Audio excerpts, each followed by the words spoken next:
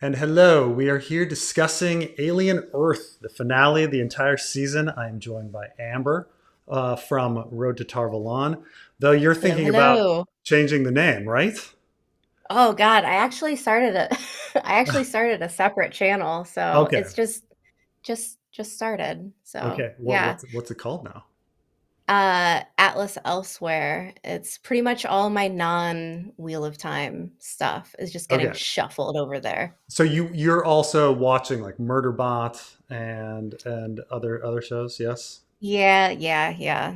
Pretty much anything that's not Wheel of Time, but also in the fantasy sci-fi realm of things. Yeah. Gotcha. Which there's been some great stuff lately. I think overall, with Alien Earth, bringing it to Alien Earth, like it was it was a really great run. I thought much better than I expected. When I heard that they were doing an Alien series, I had very low expectations. It Same. it certainly went beyond my expectations. I think the finale was a little weak, but I think only Same. because they seem to have decided rather than having a very good resolution for the story to leave everything open for a possible season two. Yeah. Way too much open for a possible There season. was really not very much like closure on any front for the most Right. part. That is a perfect way to put it, because if you're talking about the way this story began, which I thought one of the strengths of Alien Earth is that it wasn't just an alien movie, and it's not just a horror movie. They were doing really good, strong sci-fi in here. They were asking important questions about what is human consciousness and what is humanity. And so, we're beginning with this premise of whether or not human consciousness can be downloaded into a robot. Um, Right. and if you could do that, are you immortal? Or do you die and now some machine has a copy of your memories? And Correct. discussions of It's like, like the yeah, oldest question, like what makes you you? Are you the body? Are you the mind, the consciousness? Like that's right. essentially the oldest question. Perhaps we die every moment and a new being is created every moment that has our memories. I mean, in a way, that's true. Yeah.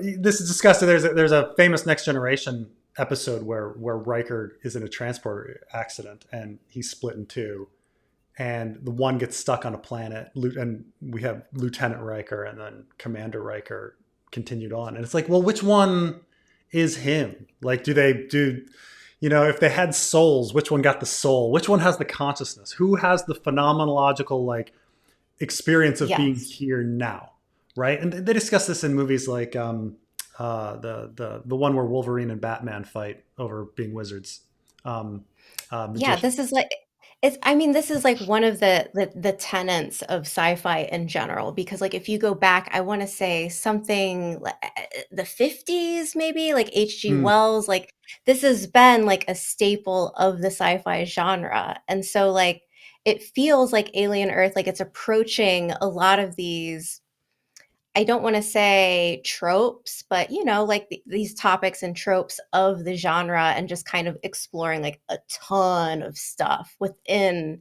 the series as a whole. yeah, and so we have that journey. I'm saying that's the primary story. Plot I A, would say yeah.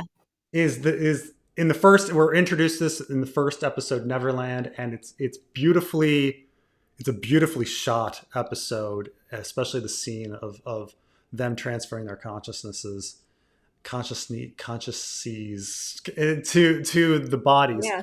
and it's something that the brother struggles with. Like, he kind of immediately is like, well, this is my sister, and it's kind of, maybe it's a desperation thing, it's the only thing he has, and we're asking ourselves, like, is this his sister? And then in the final episode, she just kind of declares, no, I'm not. Like, I'm not your Yeah. sister. I'm something else. Oh, Hmm. well, thank you for just declaring the end to that moral question. Like the Guess the entire mystery's over. right, the entire premise of the show and the grand philosophical question of what consciousness is. No, I'm not. I'm not her. Do you think that maybe that her like having that statement could have also be, I don't know, like maybe an interpretation of her not being so okay, so like that last episode, we go from the monsters are the monsters to no, Mm, like the humans are the monsters to no, like the humans who created the synths. Now the synths are the monsters, they're the ghosts in the house haunting right. everything. So maybe there's still room for interpretation, and her saying like no, it's not me anymore is kind of just like her acknowledging that, like I'm not who I was anymore because now I've got like this Right. darker side of me. But I mean, it's funny how we're saying like, oh, not much was resolved, and it's like this one thing we thought was resolved Yeah. far too quickly, the thing that shouldn't have been resolved. Like, had they Mhm. only had Lady Crane go to the graveyard and put down those Mhm. flowers, because I love that that's I knew exactly who you were talking about with Lady right, because Crane.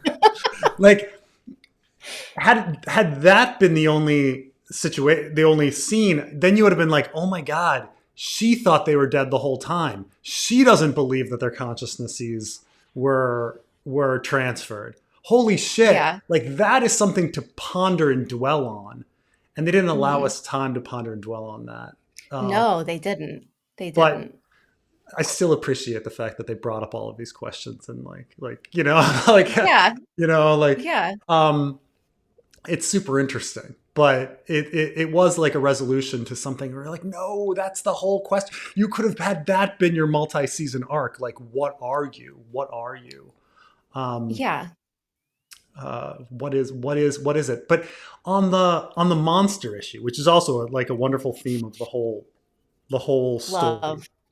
Yeah. is you go from this idea of we've always viewed the alien movies as the alien is the monster, and then we're kind of like, well, wait a minute, alien gonna do what alien gonna do. He's gonna Mhm. he's just doing what's in his nature. The humans have choices. The humans are the monsters because they're the ones making conscious choices.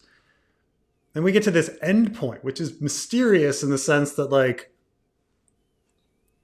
what happens when you create artificial beings that are as deadly as Yeah. the alien but can make the conscious choices. That's Yeah. like it's like taking the monster aspect of humanity, the fact that we make bad choices, taking the monster Yeah. aspect of animals, the savagery of them, and putting them It's together. Yes, it's very Jurassic Park meets Frankenstein's monster meets the island of Dr. Moreau. Like Yeah. like you create these things and like the aliens itself, like, oh, they're the monster in the house. And then it's like, no, no, no, the humans. And then it's like, no, no, no. But wait, there's more. It's actually the synths now who are kind of running Right. amok The and worst things that we can create. Yeah. yeah, yeah. And essentially, I mean, I have to keep reminding myself that not only are they not adults and not only are they like teenagers, but they were like children when they Right. go through this process. Like the trauma, I think, of like seeing, they're on the bed and then they watch their old bodies get like gurneyed off. And it's like, whoa, like that's that's a lot. That's a there lot for the psyche. there's an interesting aspect to it that I've seen in horror and sci-fi is there it's kind of the only things that explore this. And I think there's a Ray Bradbury story about a little boy who he's very fearful about going to school because he's going to pass by this schoolyard with all of these boys that are gonna beat him up and like beat him badly, and he's very anxious about it. And then it's from the perspective of his father, and his father knows what's going on, and so they have their consciousnesses swapped so that the father goes through all of the brutal beating and his son is liberated into the body of a man to have never experienced the trauma of childhood. And it's a very interesting story because it it turns the tables on how adults perceive childhood. Adults Yeah. perceive childhood traditionally as this golden, wonderful time when you're a child. And Nostalgia. children are Yeah. so innocent and there's the nostalgia to it. But when we look back in our own lives, what are the most traumatic things? The things that we experience in our childhood. Childhood is filled with trauma. It's And we are, terror. Like, yeah, and we are horrible, yeah. selfish beings as children, right? And so sci-fi and horror kind of explore like once you remove the fact that we think kids are cute and the nostalgia, are kids actually monsters? Like Yeah. because they don't have compassion and all these other things that you learn through time. Um, and that's what's really brutal in this is that these are children and they Yeah. haven't learned compassion and they Yeah. are acting. Like Yeah, yeah, yeah.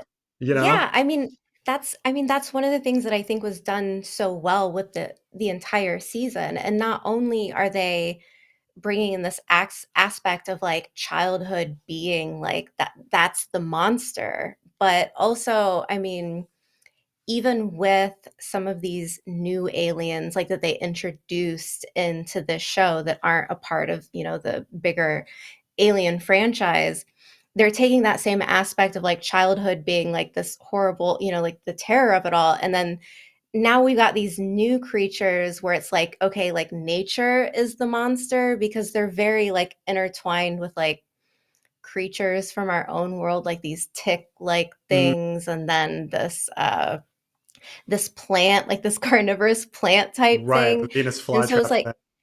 yeah, and so, like, they kept bringing in new, for lack of a better term, like, scare tactics into things that don't just rely on the old school alien, like, psychosexual terror of it Right. all.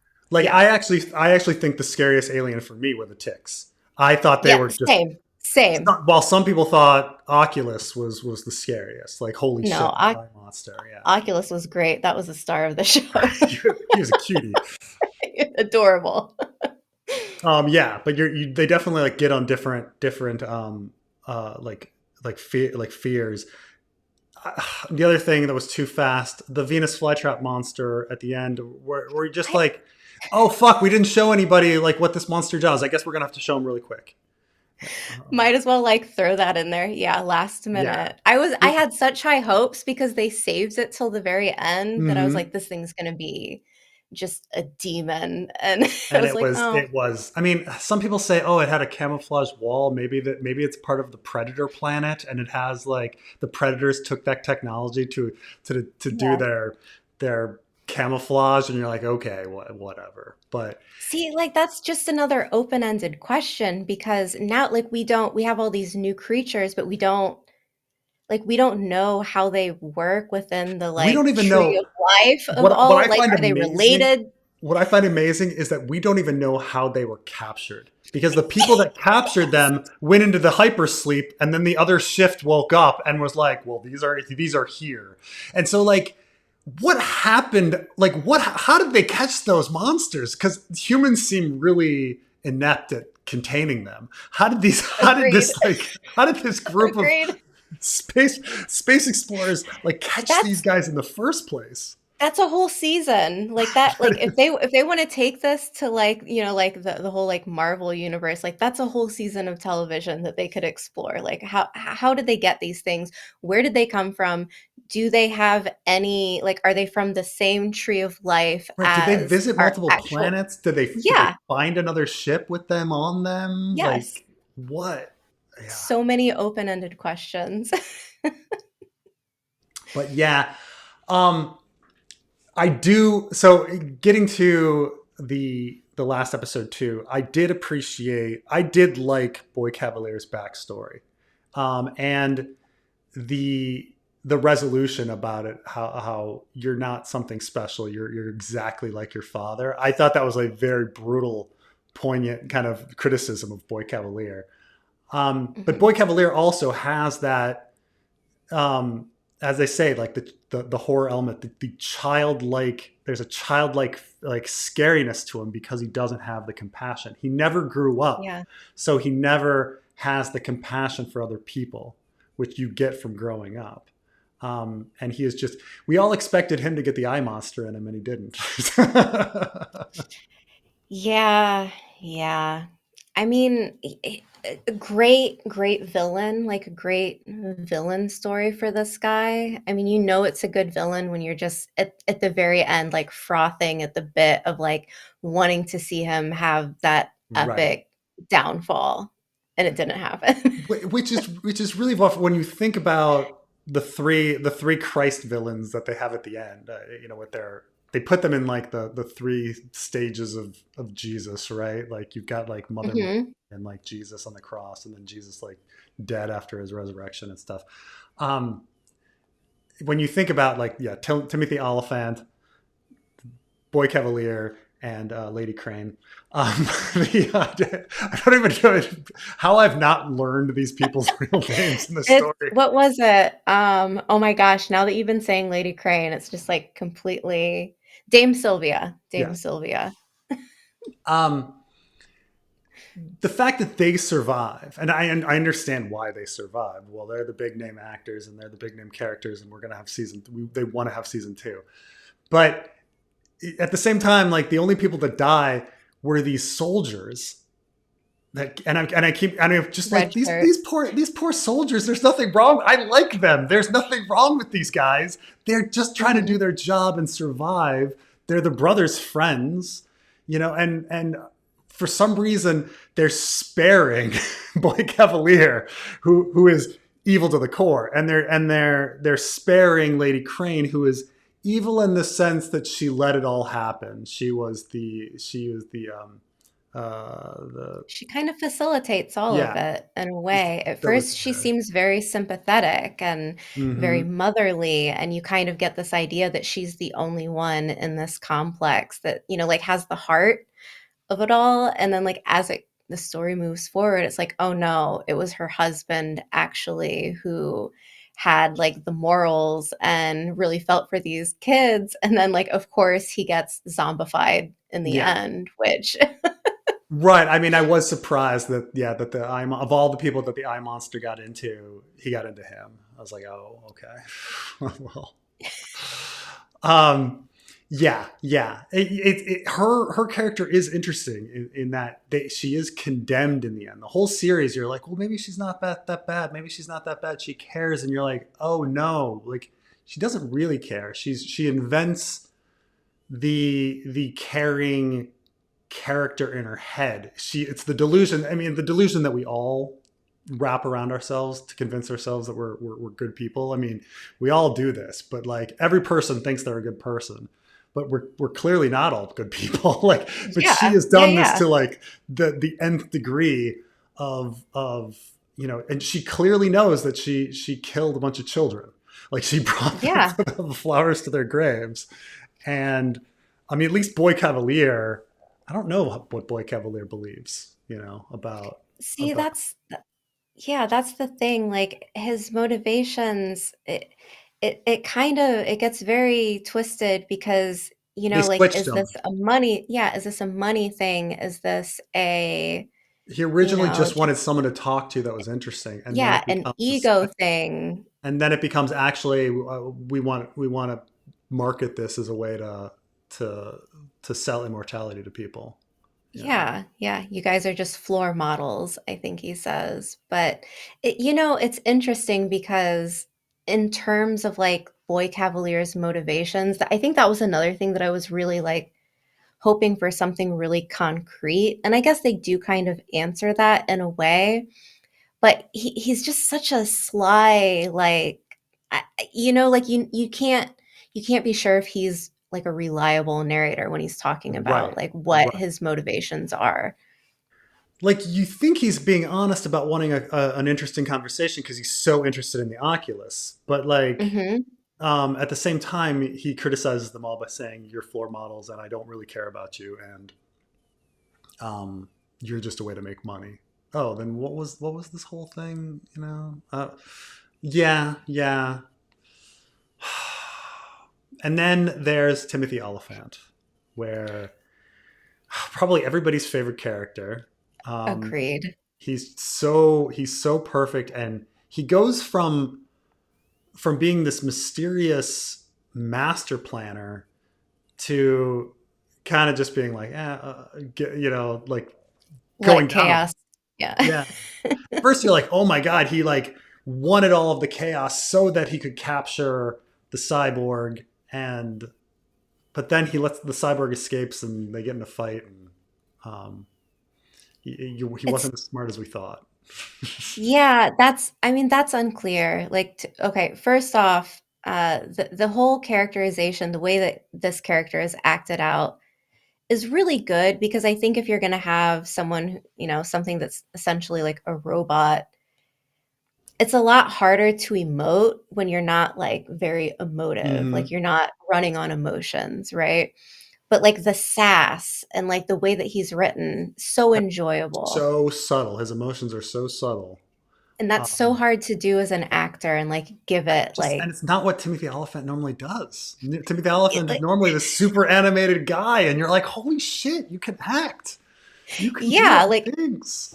it was incredible. But again, like at the end, what is his motivation? So We like don't is know. it like Right. he just really wanted that showdown with Morrow and like that was what was driving him? Like that was his fun or is there something Or is he more? actually working for Board Cavalier faithfully the whole time? Does he have his own agenda? We do not know. None of that is revealed. Like one of the Yeah. big mysteries was what is Kirsch's true motivation, and it's just Yeah. what. I guess we're just gonna Anyone's guess kick is as kick good as that can mine. down the road. Um, Yeah. yeah. Now for the Lost Boys, we had the useless woman, the useless girl who did nothing the whole season, and then all of a sudden was like, okay, I'll switch over. And then we have the crazy one. We still don't know why she went crazy, or why her memory didn't wipe. Um, we have the boy who was the Indian boy who was really worried about his family and worried about his morality and what he was Mhm. doing, and that wasn't really resolved. They just kind of pushed that to the We side. had the we had the one who got dissolved by the fly things, and then I guess he's there done. was yeah, he's off the table. And then there was Smee, the biggest of them all. Right, right, right. I did The think most that childlike of them actor, all. Yeah. yeah, the biggest one. It was very great, great acting, great performance, but as like if you're looking at the Lost Boys as a whole, and what, their narrative is, it does kind of like bounce around a little bit because everyone's kind of got, their initial like story beat. And Mm. then in the end, it's kind of just like, no, no, no, we're the monsters. And so, Right. They all unify so readily, and their problems become contained so quickly yes, when they start following Marcy. And it's that's what's kind of weird because they're all emotional wrecks. They should be emotional wrecks. Like one is completely insane, Nibs and is totally traumatized, yeah, like just out. one is on the fence about whether or not she should turn. Two boys are like riddled with guilt about what they've been doing, how they killed a man, and yeah, it's really strange that they're all of a sudden. I mean, had they had another scene where they're like, oh, they need a parent, they need direction, or Hmm. she like is just like, stop your problem, just listen to me, Yeah. follow me, something like that. But they didn't. But They just it was just like that, yeah. and then they all, like, follow the leader, and I don't know if that's, some I don't know, maybe they're trying to, like, work in some type of, like, alien parallel where it's like they follow the queen About the or, queen, like, yeah. yeah, I don't know. I don't know. That's the thing is, had it only maybe it probably could have been. You only needed a few lines of dialogue.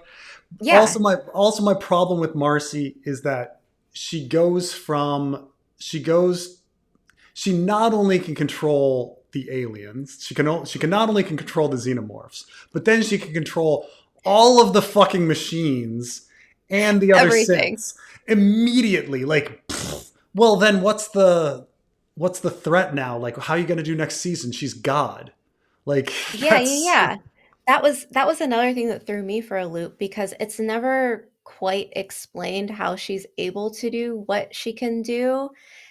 And on one hand, like, okay, like a mystery is always fun and all, but at some point you kind of have to like thread that through and give a little bit of like dialogue to kind yeah. of just not make it so whatever. But I think that was another thing that kind of threw me for a loop with the finale because we go from what you were saying about it just being like, you know, like just this like heavy sci-fi story where we're exploring a lot of these kind of big questions about what makes us us. And then on the other hand, you have like the purely monster in the house genre, where it's like there's monster there, group of survivors, they can't get out, they have to fight their way, be smarter, you know, more whatever, and deal with that. But then in the end, I'm expecting it to go either of those directions.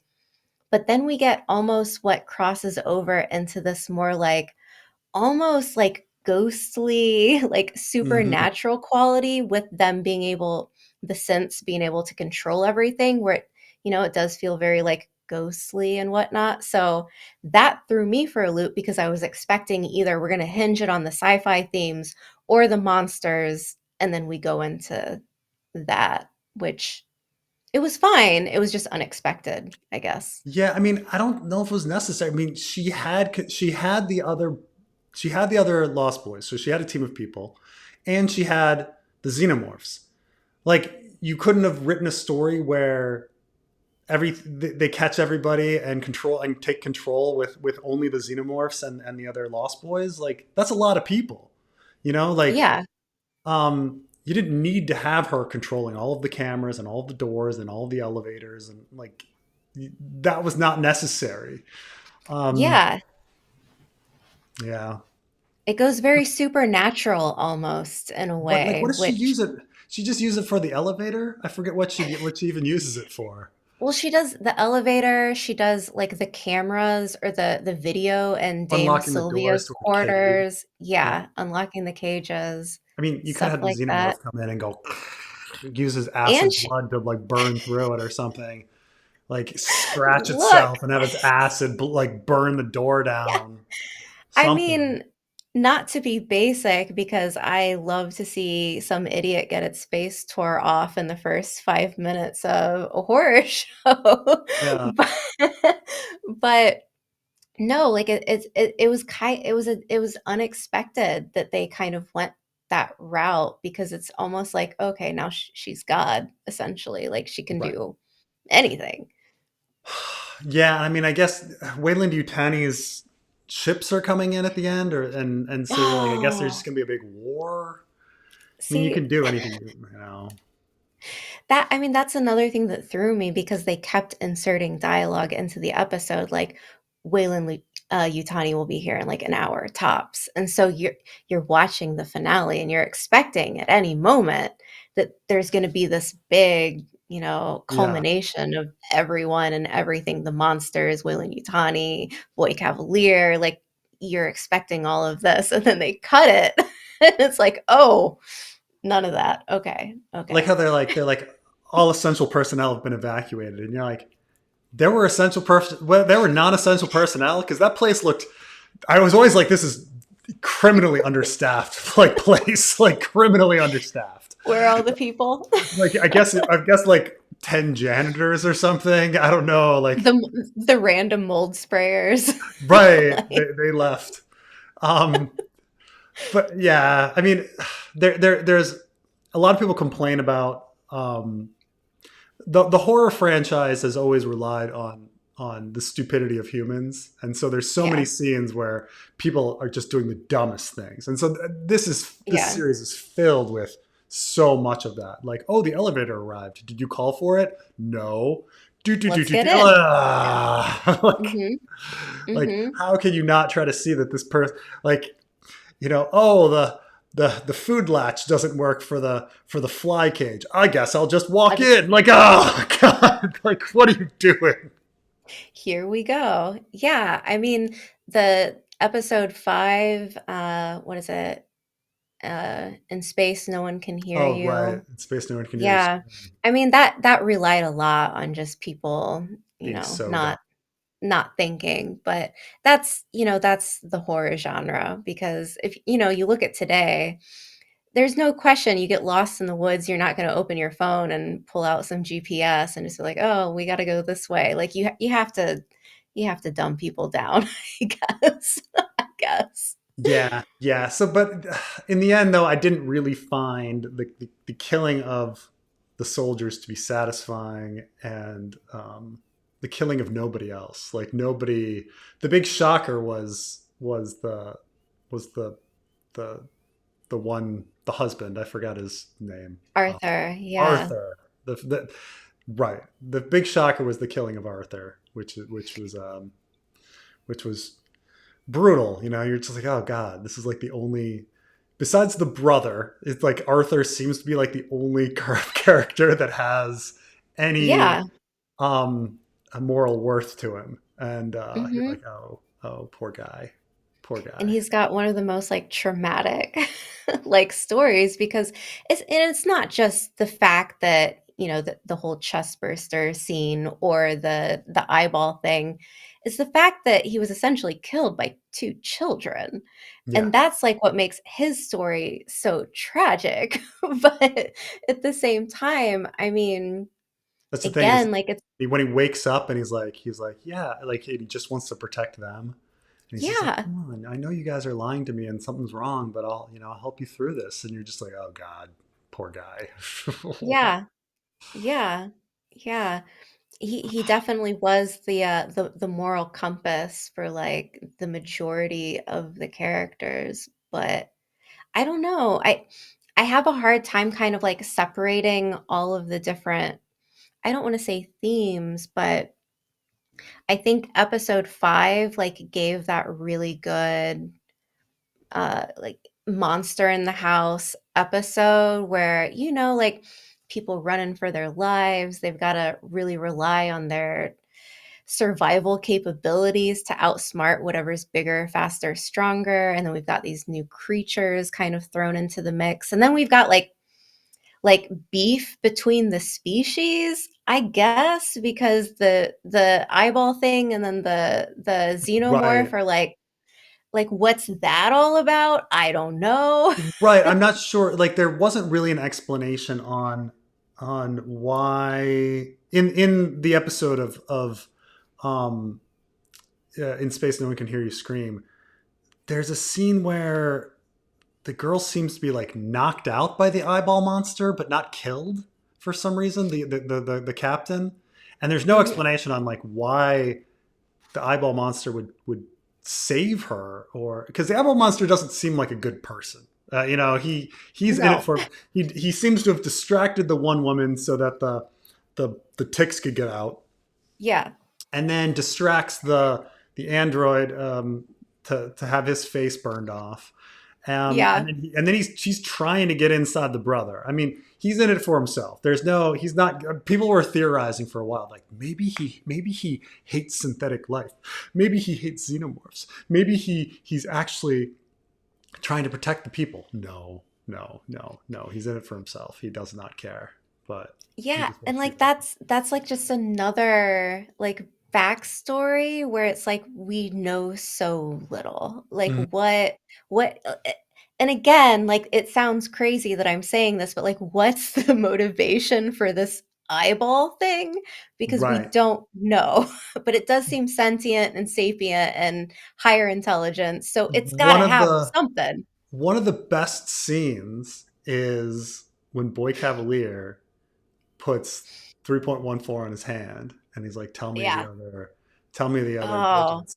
And it does 1 and then it does 5 and he's like, and next, and it just shits, be like, fuck you. Like I love, yes, like it's such a yes, brilliant scene of like him displaying his intelligence, like his it's massive so intelligence good. by shitting, like Yeah, it's just yeah. What a Because great I mean, scene.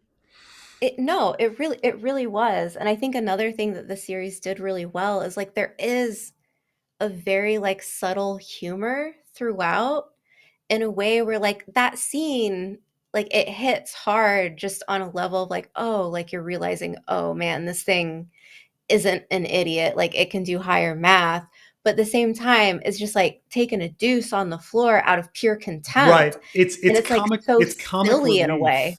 It's comic relief used in the best way because it is such a dark, serious scene where you're staring at Yes. this bloody lamb's head with this eyeball Yes. monster in there, and then this evil human being is like discovering that this eyeball monster is actually intelligent, and you're on the edge of your seat, and the way to break the tension is to just to have the lamb shit. You know, you're like, oh, and there's like this moment of relief. That is, it's like the true brilliant use of comic relief when Yes. things are so tense and you need some sort of humor to have that. Um, Hmm. Kirsch had a lot of those lines too. He was, Agreed. you know, Agreed. because it And is a really dark, tense series. So yeah, yeah. Yeah. Yeah.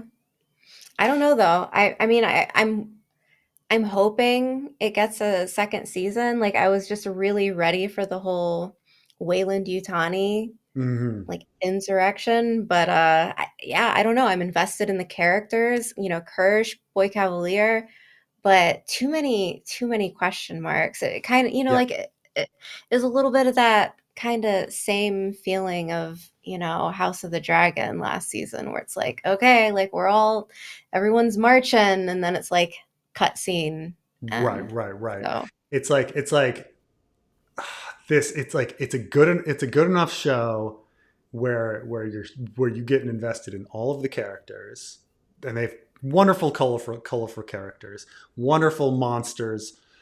It's you've got my attention, and mhm, then what did you do with my attention at the end? Like you're like, oh, like you get to that moment, oh, what is this? mhm. And then it's a little disappointing ending. Um, and it hasn't even been renewed yet. We don't know if it's coming back for season two. If it doesn't, it'll be forgotten in history Yeah, as this series that posed a million questions and no answers. that was it.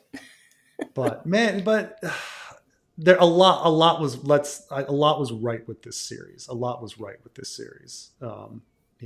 I think it had good acting, colorful characters, great effects, interesting monsters, interesting moral sci-fi questions. Um, Yeah. but it did not stick the landing. but I still would say it is one of the strongest shows that I've seen this year.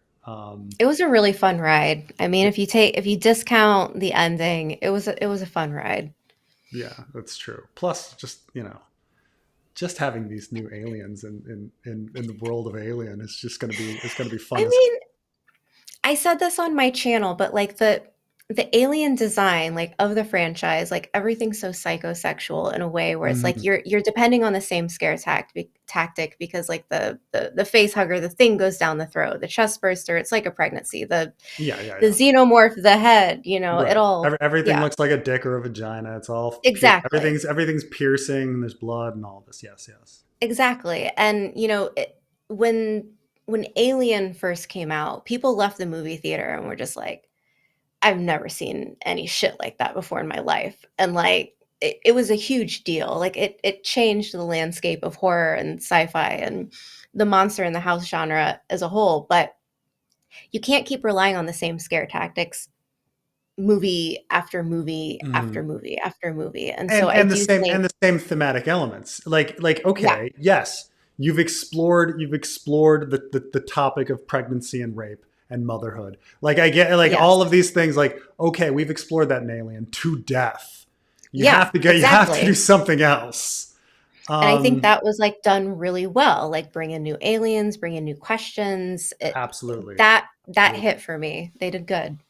They did, and that's the thing is you can sit down and talk about each episode for longer than the episode and debate the moral questions and what characters are doing. so much. It was a very rich show, all, flaws and all. It was a very rich, interesting show. So, Here, good. here. Good. Yeah. Good. I'm good. Yeah. Oh man, but yeah, thank you. Do you have anything else before we wrap this up? I'm I'm good. I think we covered it. Okay. Thank you for joining me, Amber. This was really fun, As and always. yeah, and we'll see everybody next time. We'll see everybody in whatever 3 years when a new Alien Earth Yeah. season comes out. Right. Right. All right, talk to you soon.